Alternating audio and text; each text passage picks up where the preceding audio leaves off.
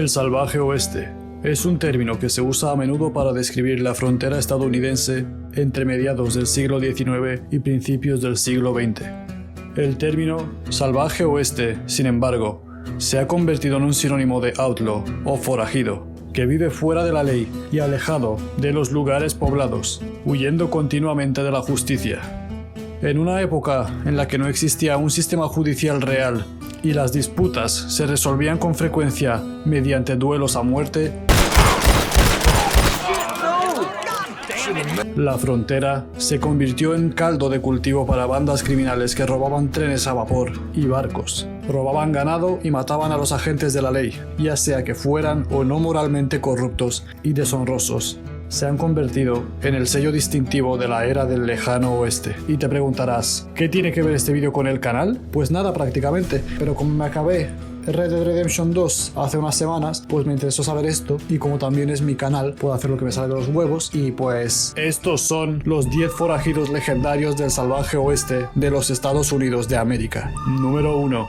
Jesse James. Jesse Woodson James fue un forajido estadounidense, ladrón de bancos y trenes, guerrillero y líder de la pandilla James Younger, nacido en 1847 y criado en el área de Little Dixie, en el oeste de Missouri. James y su familia, propietaria de esclavos, mantuvieron fuertes simpatías sureñas. Como líder de la James Younger Gang, James desempeñó un papel fundamental en su exitosa serie de robos de trenes, diligencias y barcos. Irónicamente, a menudo se le consideraba, y todavía se le considera, como una especie de Robin Hood del viejo oeste, pero no hay muchas pruebas de que le devolviera el dinero a los pobres. La leyenda de James empezó a crecer con la ayuda del editor del periódico John Newman Edwards, un simpatizante confederado que perpetuó la mitología de Robin Hood de James. No somos atragadores, somos ladrones audaces, escribió James en una carta que Edwards publicó. En 1881, el gobernador de Missouri emitió una recompensa de $10,000 por la captura de Jesse y Frank James. El 3 de abril de 1882,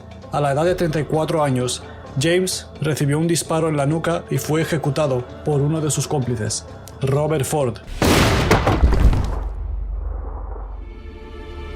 Jesse James, legendary outlaw, quien fue declarado culpable del asesinato, pero indultado por el gobernador. Para entender la muerte de Jesse James, tenemos que hablar de otro famoso forajido, su asesino, Robert Ford. Robert Newman Bob Ford nació en 1861 en Ray County, Missouri, hijo de James Thomas Ford y Mary Bruin. Desde pequeño, sentía una profunda admiración por Jesse James y por la vida de los forajidos. En 1880, por mediación de su hermano Charlie Ford, cumple su sueño de conocer a Jesse James, uniéndose a su banda poco después y participando en el asalto del ferrocarril en Blue Cat, Missouri, el 7 de septiembre de 1881. En noviembre de 1881, tras el asalto al tren, Frank James, hermano de Jesse, decide abandonar la banda y establecerse en Lynchburg, Virginia. Sobre el verano de 1882, casi todos los miembros de la banda estaban muertos, detenidos o retirados, excepto los hermanos Ford.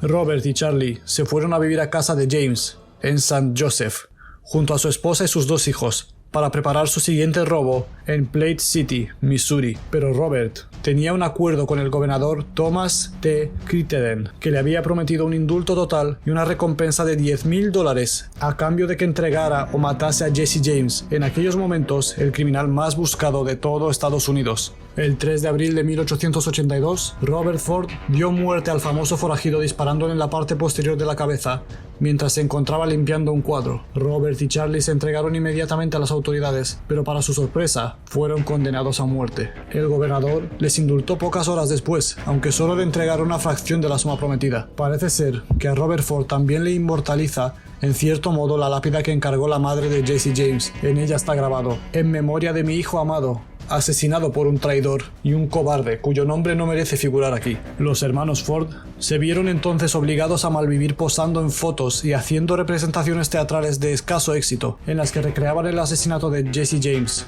En 1884, Charlie, enfermo terminal de tuberculosis y adicto a la morfina, se suicidó. Robert abrió un bar en Las Vegas, llegando a desempeñar un cargo policial, pero escapó supuestamente tras ser retado a duelo por José Chávez y Chávez, un ex socio de Billy the Kid.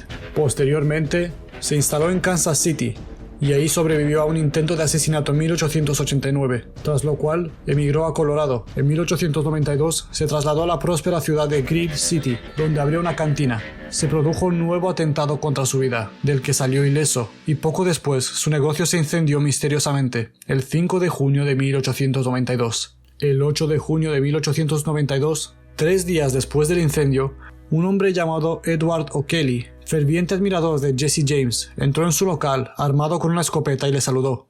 Hello, Bob. Robert giró la cabeza para ver quién era y recibió un disparo en la cabeza que le causó la muerte instantánea. No consiguió ver quién fue su asesino. Fue enterrado en Creed, pero luego fue exhumado y se le trasladó al cementerio de Sunny Slope, en Richmond, Missouri. En su lápida aún se puede leer: el hombre que disparó a Jesse James. Y por cierto, si queréis ver algo relacionado con esto, hay una peli de Brad Pitt que es del 2007 que se llama El asesinato de Jesse James por el cobarde Robert Ford. La verdad no la he visto, pero al parecer es una buena peli, entonces si os interesa esto más, pues os lo digo aquí por si a alguien le causa interés. Número 2. Billy el Niño, o Billy the Kid. Por lo general, un apodo como el Niño no le daría a alguien una reputación tan dura, pero Billy lo logró. Nacido como Henry McCarthy en 1859, probablemente en la ciudad de Nueva York, Billy experimentó una infancia turbulenta. Su padre murió al final de la Guerra Civil estadounidense y su madre contrajo tuberculosis casi al mismo tiempo, lo que obligó a él y a su familia a mudarse al oeste. Su transición a la vida de un forajido comenzó en 1877, cuando sacó su arma y le disparó a un herrero que lo estaba intimidando en Camp Grant Army Post, en Arizona. Una vez más, McCarthy estaba bajo custodia, esta vez en la caseta de vigilancia del campamento esperando la llegada del alguacil local. Sin embargo, antes de que llegara el alguacil, Billy escapó. Ahora, siendo un forajido e incapaz de encontrar un trabajo honesto, Kid se encontró con otro bandido llamado Jesse Evans, que era líder de una banda de ladrones llamada The Boys. Kid no tenía otro lugar a donde ir, y como era un suicidio estar solo en un territorio hostil y sin ley, Billy se unió a la pandilla a regañadientes. Después de participar en numerosos delitos graves y luego verse envuelto en la infame guerra del condado de Lincoln, el nombre de Billy pronto se difundió en los periódicos sensacionalistas, con una nueva recompensa de $500 por su cabeza. El fugitivo finalmente fue asesinado a tiros por el sheriff de Nuevo México, Pat Garrett, el 14 de julio de 1881. Su vida estuvo rodeada de rumores y ha habido muchas historias exageradas sobre cuántas personas mató y cuándo murió realmente. Número 3. Butch Cassidy. Nacido como Robert Leroy Parker en Beaver, Utah, el 13 de abril de 1866. Cassidy fue el primero de 13 hijos. Sus padres mormones habían llegado a Utah desde Inglaterra en 1856. Es probablemente que en 1884 Roy ya estuviera robando ganado. Sin embargo, en 1889, él y otros 3 hombres cometieron el primer crimen atribuido a su nombre: un robo a un banco, en el que el trío se llevó $20,000. Este robo mostró las trampas de lo que se convertiría en el atraco característico de Wild Bunch. Un ataque bien planeado. Después de este atrevido atraco, Butch se dio a la fuga, cruzando la frontera. Los forajidos asaltaron bancos y trenes desde Dakota del Sur, Wyoming, Nuevo México, hasta Nevada, y lograron traer a casa sumas de dinero cada vez mayores. Por ejemplo, un estimado de $70,000 por el atraco de un tren en Río Grande, Nuevo México. Sin embargo, en este punto los viejos tiempos parecían haber terminado. The Wild Bunch tenía un gran número de oficiales de la ley que los perseguían. Con las autoridades siguiéndoles el rastro, Cassidy y Longabaugh finalmente huyeron a Argentina.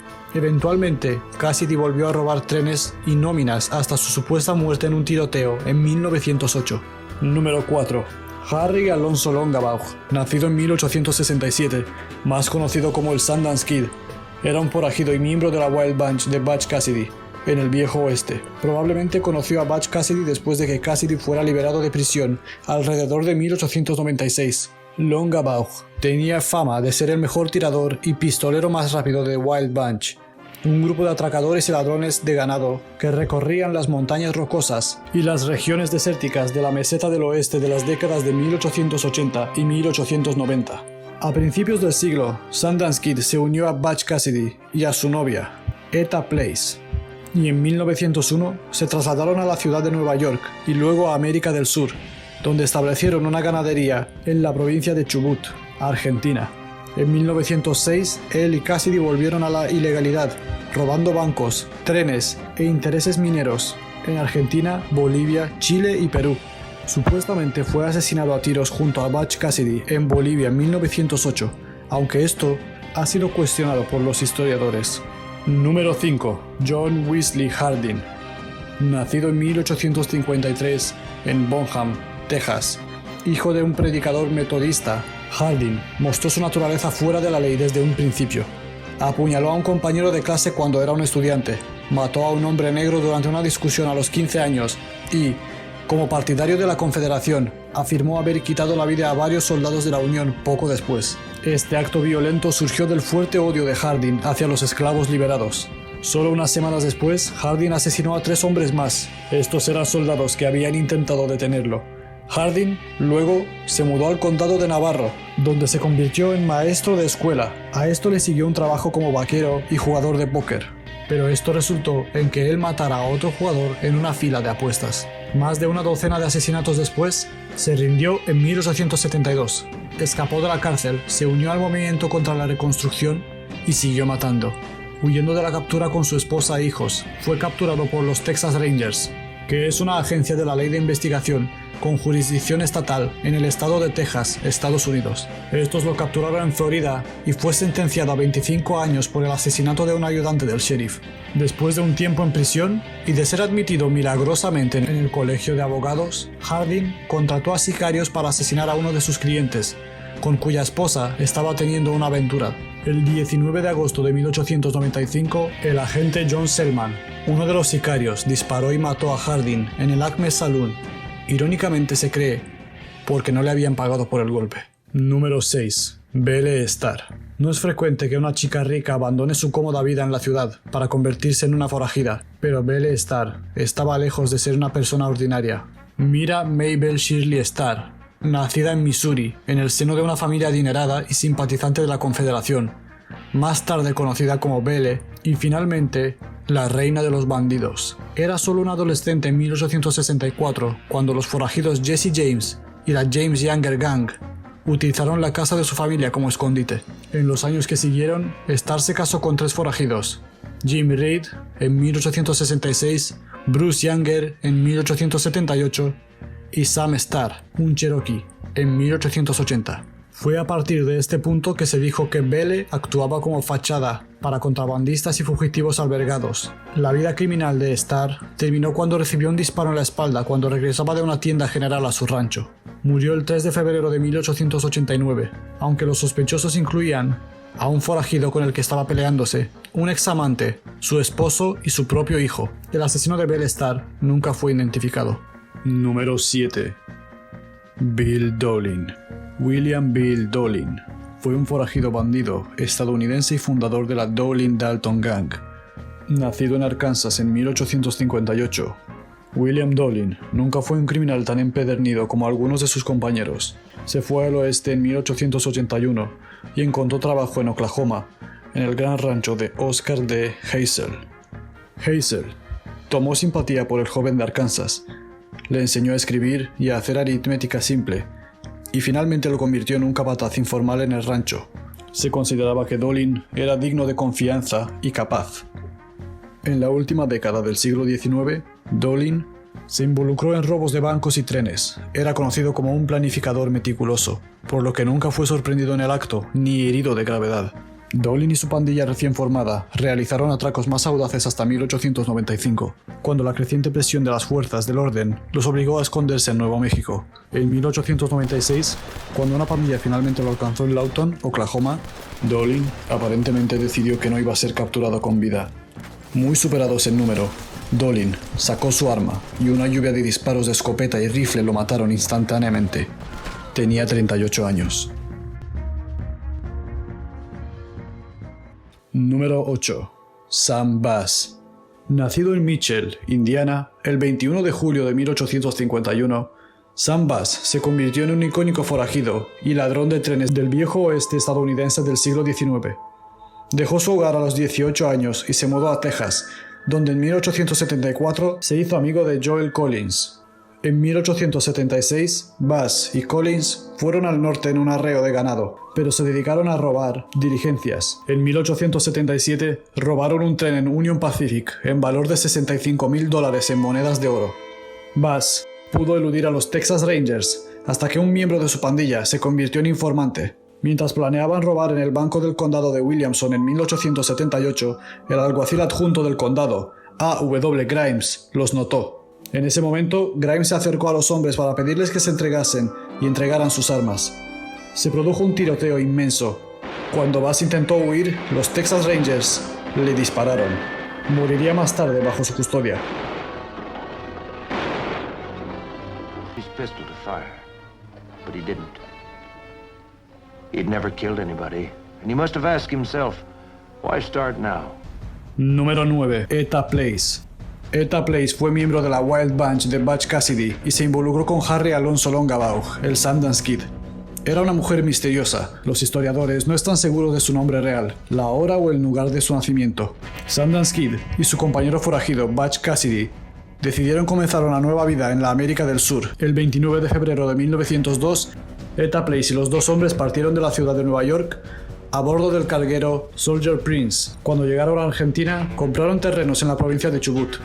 No está claro qué pasó con Etta después de eso. Una historia dice que se mudó a Denver, mientras que otra afirma que regresó a América del Sur y fue asesinada junto con Butch y el Sundance Kid en Bolivia. Número 10. Jim Miller. James Jim Brown Miller. Nacido en 1861, fue uno de los peores y de los muchos hombres violentos que trajo el salvaje oeste. Miller era un guardabosques de Texas, convertido en forajido y asesino profesional que, según se dice, mató a 12 personas en tiroteos. Es probable que el recuento real de cadáveres de Miller estuviera entre 20 y 50 hombres. Era un sicario psicópata. Se dice que sus hechos sangrientos comenzaron cuando asesinó a sus abuelos a la edad de 8 años. Aunque esto nunca fue demostrado. Continuó dejando un rastro de muerte y dolor en Texas. Finalmente, fue linchado en Ada, Oklahoma, en 1909, junto con otros 3 hombres, por una multitud de residentes enojados, porque habían asesinado a un ex alguacil adjunto de los Estados Unidos de América. Bueno, y hasta aquí todos los forajidos del viejo oeste que he podido recopilar, toda la información que he obtenido y que he transformado y editado para el vídeo, todo el trabajo que ha llevado este vídeo, que me ha llevado como un mes. Bueno, no solamente este vídeo, más cosas, además de esto tengo más cosas, pero el vídeo me ha llevado muchísimo tiempo.